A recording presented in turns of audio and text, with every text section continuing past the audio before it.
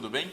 Na aula de hoje nós vamos analisar mais um instituto, mais um meio de impugnação das decisões judiciais e o objeto da nossa discussão hoje vai ser a reclamação. Começando sempre com o conceito da doutrina, e o conceito que eu trago hoje para a gente analisar é o do professor Alexandre Freitas Câmara, que diz o seguinte: a reclamação é um processo de competência originária de tribunais que pode ter por finalidade a preservação de sua competência ou a garantia da autoridade de suas decisões. Esse conceito, já é um conceito que traz as finalidades do Instituto da Reclamação. Então, a primeira coisa que nós precisamos entender é que a reclamação ela tem a natureza jurídica de uma ação. É um processo de competência originária dos tribunais, o que confere à reclamação essa natureza jurídica de ação.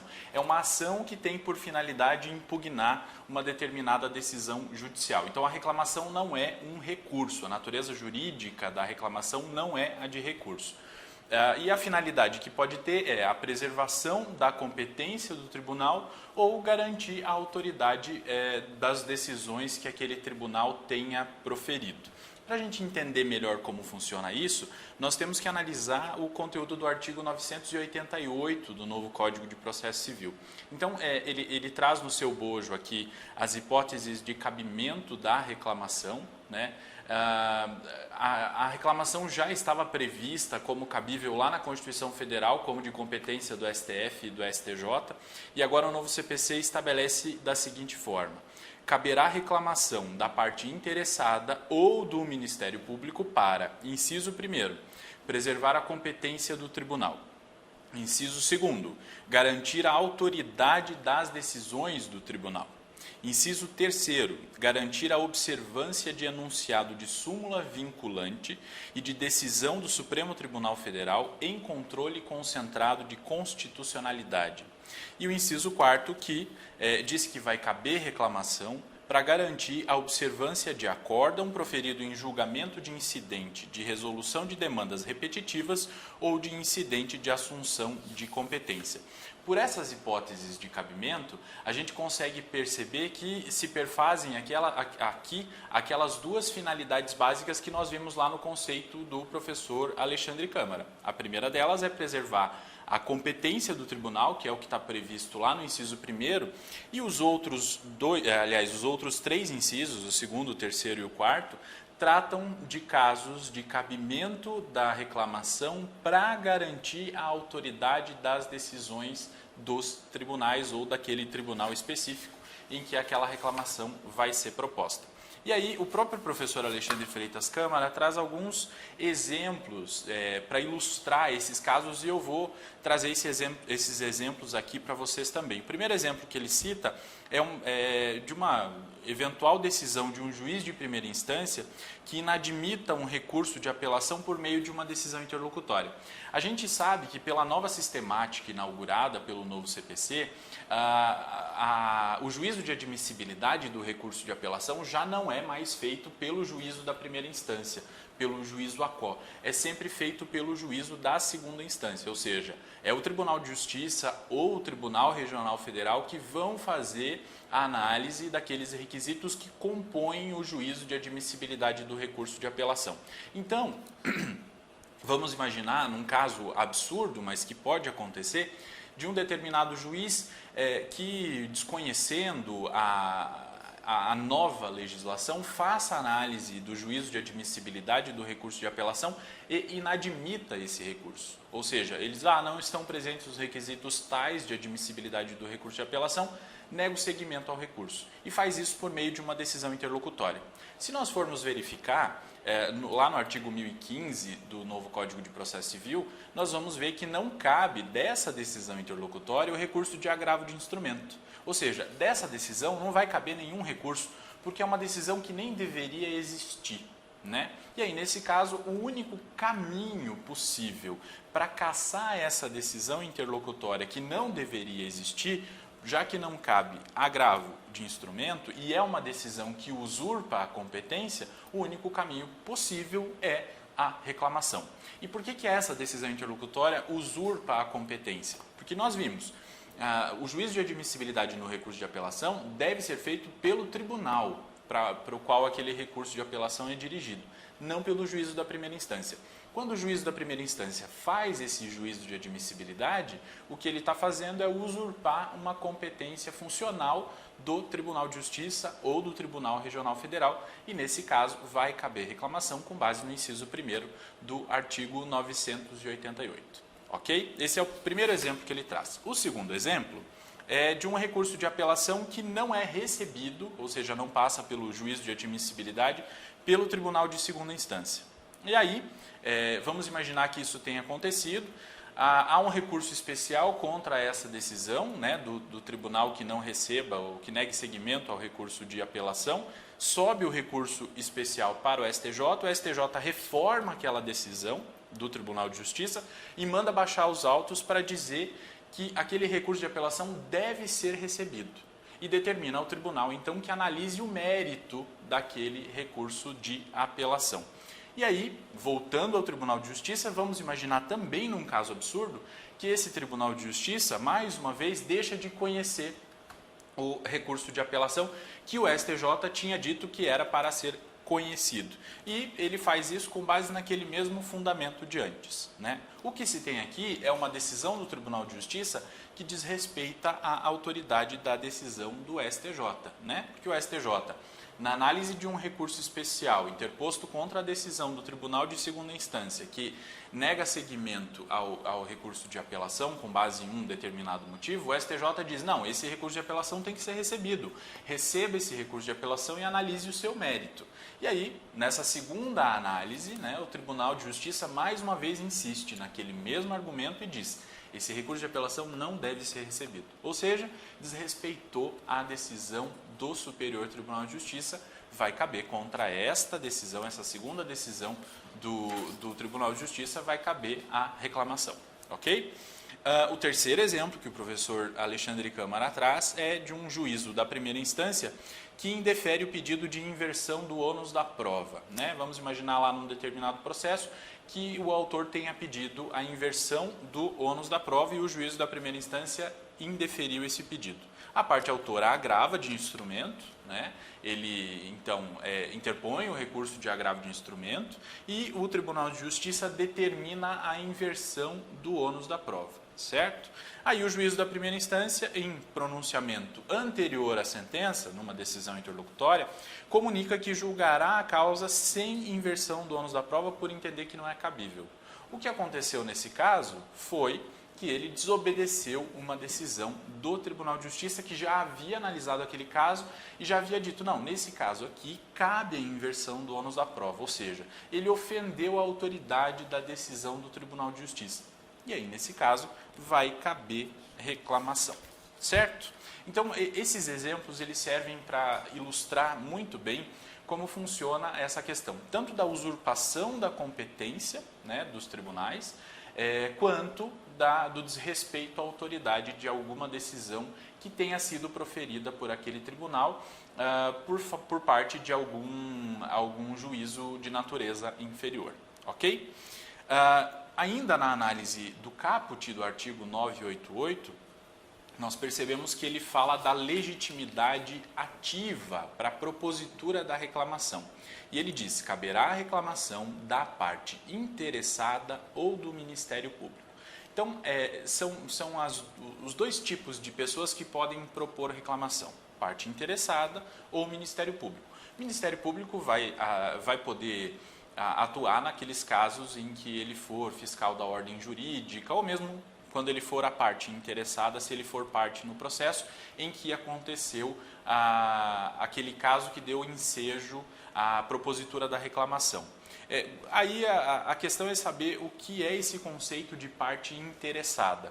Para saber quem é a parte interessada na propositura da reclamação, nós temos que analisar aquela parte que sofreu algum prejuízo em razão daquela decisão que ou usurpa a competência do tribunal ou que desobedece à autoridade de uma decisão do tribunal. Então, a parte pode ser o autor, pode ser o réu, pode ser um terceiro interessado que esteja intervindo naquele processo, essa parte interessada vai ter legitimidade ativa na medida em que ela sofre prejuízo a partir daquela decisão que deu ensejo à propositura da reclamação, ok? Então é isso que vai determinar a legitimidade ativa.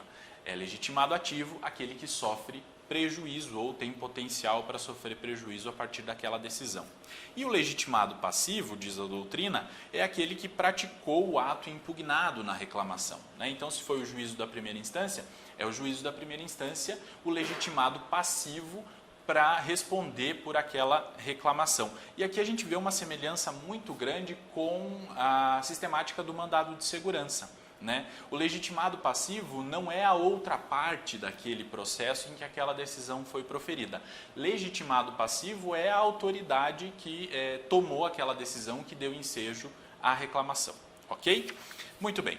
O artigo 988, nos seus parágrafos, prossegue falando a respeito da competência.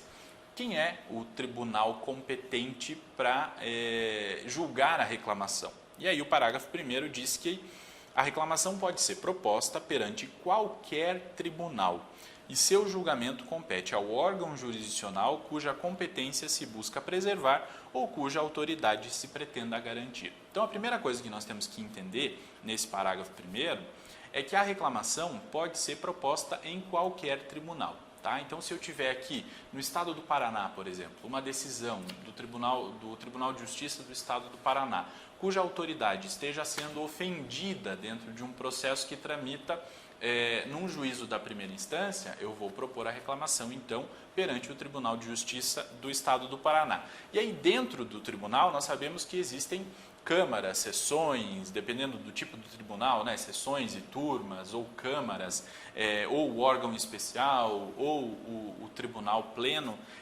Há dentro desse tribunal uma divisão de competência interna, né? E aí nós vamos ter que verificar no regimento interno qual é o órgão competente, né?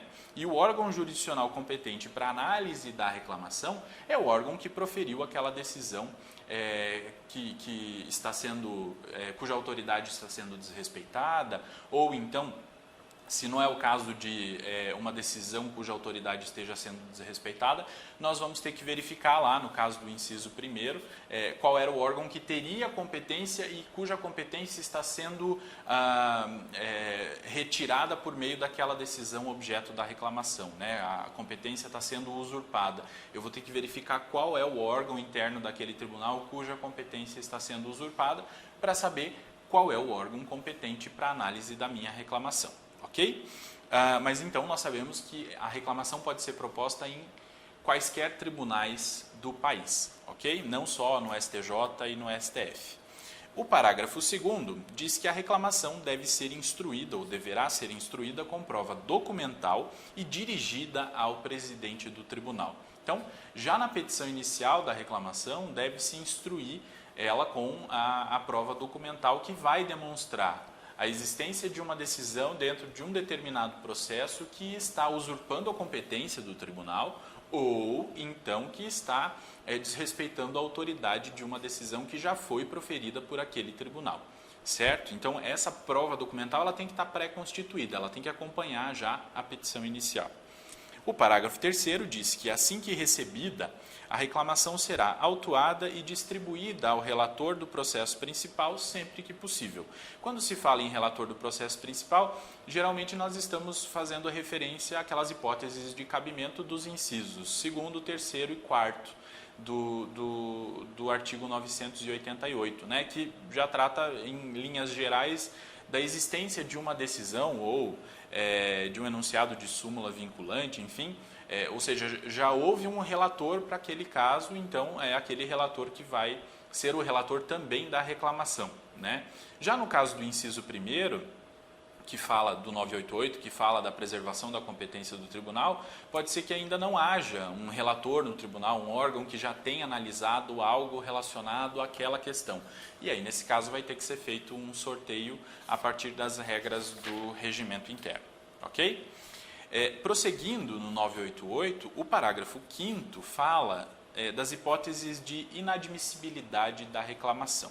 E ele diz assim, esse parágrafo 5º, aliás, é bom frisar, ele teve a sua redação modificada pela Lei 13.256 de 2016. Então, você tem que conferir aí se o seu código está atualizado, né? E houve a inclusão de uma hipótese de inadmissibilidade da reclamação.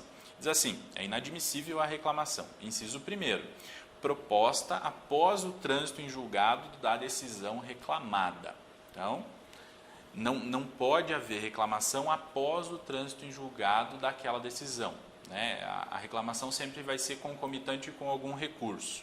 Inciso 2º, proposta para garantir a observância de acórdão de recurso extraordinário como repercussão geral reconhecida ou de acórdão proferido em julgamento de recursos extraordinário ou especial repetitivos, quando não esgotadas as instâncias ordinárias. Então, há necessidade, antes de você fazer a reclamação ao STF ou ao STJ para garantir a observância de um acórdão, de algum recurso extraordinário com repercussão geral ou de acórdão proferido em um julgamento de recurso repetitivo, seja ele extraordinário ou especial, antes de você fazer a reclamação ao STF e ao STJ ou ao STJ, você precisa verificar se foram esgotadas todas as instâncias ordinárias, né? Então, se para aquela questão só for caber ou o recurso especial ou o recurso extraordinário, vai caber também a apelação para garantir a autoridade de uma decisão já proferida pelo STF ou pelo STJ.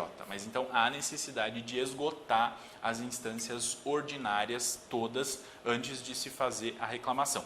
Caso essas instâncias ordinárias, ou seja, o cabimento de algum recurso de natureza ordinária, ainda for possível, não vai caber reclamação, ok?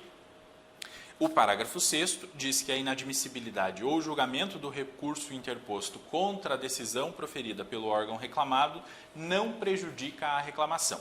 Então, nós vimos ali no parágrafo 5º, inciso 1º, que é inadmissível a reclamação proposta após o trânsito em julgado. Isso quer dizer que sempre deve caber um recurso para que seja cabível a reclamação, né? E o parágrafo 6º aí descola a reclamação do recurso.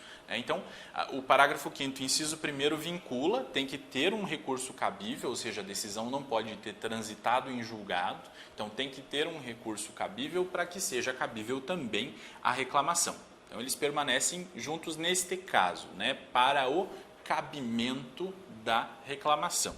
Já o parágrafo 6º diz o seguinte: se o recurso for inadmitido, ou seja, se o recurso não passar pelo juízo de admissibilidade, o julgamento da reclamação não vai ficar prejudicado. É possível, além disso, analisar a reclamação. Tá? Então, é como se eles estivessem colados na hipótese de cabimento. Para que seja admitida a reclamação, precisa ter sido interposto um recurso ou ser cabível algum recurso, né? Mas depois disso há um descolamento, né? Então, se o recurso for inadmitido, se ele não for recebido pelo tribunal, ainda assim é possível que seja recebida e processada e julgada a reclamação, ok? É isso que diz o parágrafo 6º. Prosseguindo, o artigo 989 passa a tratar do procedimento da reclamação. Então, nós sabemos que ela deve ser feita lá numa petição, né? A parte deve construir os seus argumentos por meio de uma petição que deve ser instruída com os documentos necessários para comprovar aquilo que está sendo alegado. E aí o 989 diz que ao despachar a reclamação, o relator. E aqui o procedimento também se assemelha ao do mandado de segurança. Diz assim no inciso 1º, o relator requisitará informações da autoridade a quem for imputada a prática do ato impugnado, que as prestará no prazo de 10 dias. Tá? Então, o relator recebe a reclamação e requisita informações para a autoridade que proferiu a decisão ou que praticou o ato que está sendo impugnado por meio daquela reclamação. O inciso 2º, isso deve ser feito aqui no prazo de 10 dias. O inciso 2º diz que, se necessário, o relator ordenará a suspensão do processo ou do ato impugnado para evitar dano irreparável. E aí, nesse caso, é a parte interessada que propôs a reclamação que vai ter que demonstrar na sua petição inicial da reclamação que é necessária a suspensão do processo em que aquela decisão foi proferida, né, que deu origem à reclamação ou à suspensão do ato impugnado, para evitar um dano irreparável. E o inciso terceiro vai dizer que o relator determinará a citação do beneficiário da decisão impugnada, que terá prazo de 15 dias para apresentar a sua contestação. Essa citação do beneficiário da decisão impugnada é a pessoa que pode ter algum prejuízo, algum benefício a partir daquela decisão que é objeto da reclamação, né?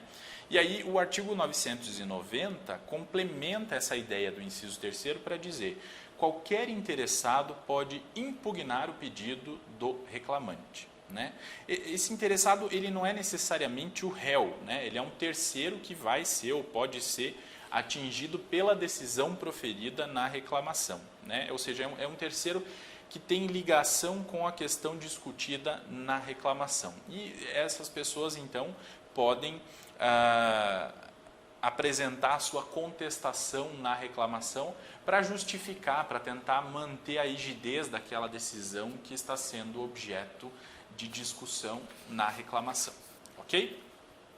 A doutrina também fala da possibilidade de que a reclamação possa se processar pelo sistema dos recursos repetitivos. Lembrando que ela não é recurso, né? A natureza jurídica dela não é recurso, mas se nós tivermos uma multiplicidade de reclamações que digam respeito a uma mesma questão, é possível então que uma ou duas ou três reclamações que sejam selecionadas tramitem por aquele sistema dos recursos repetitivos, né? E tenham aqueles mesmos efeitos de otimização da decisão proferida na reclamação que é processada pelo regime dos repetitivos, assim como tem lá o recurso especial, como tem o recurso extraordinário. E para compreender essa sistemática dos repetitivos, eu recomendo que você veja aqui no canal a aula sobre recurso especial e recurso extraordinário, onde nós analisamos essa questão do procedimento para processamento ali do recurso pelo sistema dos repetitivos, que pode ser aplicado também à reclamação, ok? Para finalizar, com relação agora ao julgamento, né, da reclamação, o artigo 992 diz: julgando procedente a reclamação, o tribunal cassará a decisão exorbitante de seu julgado ou determinará medida adequada à solução da controvérsia. Então, ele pode julgar de duas formas. Ou ele cassa a decisão exorbitante do seu julgado, né, para dizer que aquela decisão deixa de ter validade, ou então ele vai determinar alguma outra medida adequada à solução da controvérsia, né? Então vamos imaginar naquele primeiro exemplo que o professor Alexandre Freitas Câmara menciona e que eu citei para vocês lá no começo do vídeo, em que o juiz da primeira instância não admite um recurso de apelação, faz juízo de admissibilidade, usurpa a competência do tribunal, né? O tribunal, então, numa reclamação, toma conhecimento disso, vai julgar a reclamação, vai cassar aquela decisão, né? Vai dizer, olha, ela não tem validade nenhuma, e vai determinar o que for necessário, uma medida necessária para fazer aqueles autos daquele processo que deu origem à reclamação, para que eles subam ao tribunal, a fim de que o juízo de admissibilidade seja realizado devidamente no tribunal, ok? O artigo 993 vai dizer o seguinte: o presidente do tribunal determinará o imediato cumprimento da decisão, lavrando-se o acórdão posteriormente. Então, aqui, nós temos no caso da reclamação, sempre questões que podem ser qualificadas de absurdas, né? Então, nós temos decisões absurdas, né, que usurpam a competência ou que ofendem a autoridade de alguma decisão de algum tribunal, né? E aí, nesse caso, o 993, ele vem justamente nessa linha, para dizer, olha, o presidente vai determinar o imediato cumprimento da decisão proferida na reclamação, vai mandar imediatamente cassar aquela decisão, informa imediatamente o juízo que proferiu aquela decisão que foi cassada ou, enfim, para que adote determinadas medidas para solucionar aquela controvérsia, né? E o acórdão vai ser lavrado posteriormente, mas o que importa para o 993 é o imediato cumprimento da decisão. Então, a decisão na reclamação, ela não fica para ser cumprida na dependência da lavratura do acórdão, que a gente sabe que pode demorar e tal, tem lá o prazo de 30 dias para a lavratura do acórdão, pode ser que esse prazo seja desobedecido, enfim, há uma série de questões burocráticas que podem impedir ou que poderiam impedir o imediato cumprimento da decisão se nós ficássemos na dependência da lavratura do acórdão. Então, o 993, preocupado com isso, diz o seguinte: o presidente do tribunal vai determinar o imediato cumprimento da decisão que julgou a reclamação, né, e depois vai lavrar o acórdão para efeitos de documentação e todo mundo vai ser cientificado devidamente a partir da lavratura do acórdão. Ok? Era isso que nós tínhamos para tratar sobre reclamação. Nos vemos na próxima e até lá.